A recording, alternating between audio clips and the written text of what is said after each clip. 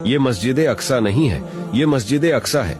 लेकिन क्यों जब भी मीडिया मस्जिद अक्सा के बारे में बात करती है तो वह ये फोटो दिखाती है?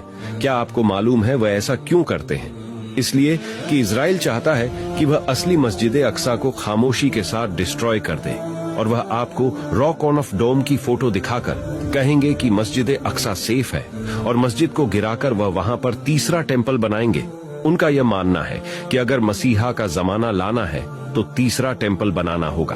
अब आप सोचेंगे कि यह मसीह का जमाना क्या है? यहूदी लोगों का यह मानना है कुछ जमाना फिक्स है जिसके बाद मसीहा आएगा और वह पूरी दुनिया को एक कर देगा। इजराइल उसके इंतजार में ऐसा कर रहा है। ईसाई मजहब में उसे एंटी क्राइस्ट कहते हैं और इस्लाम में हम उसे दज्जाल कहते हैं। आपको ये ओपन एरिया दिख रहा है, इसको अल अक्सा कंपाउंड कहते हैं। यहाँ पर 5 जरूरी जगह है। पहले जगह मस्जिद अल किबला है, दूसरा डोम ऑफ द रॉक, तीसरी जगह मस्जिद अल बुराक है, चौथी जगह मुसल्ला मरवानी है और 5वीं जगह मिनारा है। ये रियल मस्जिद अल अक्सा है।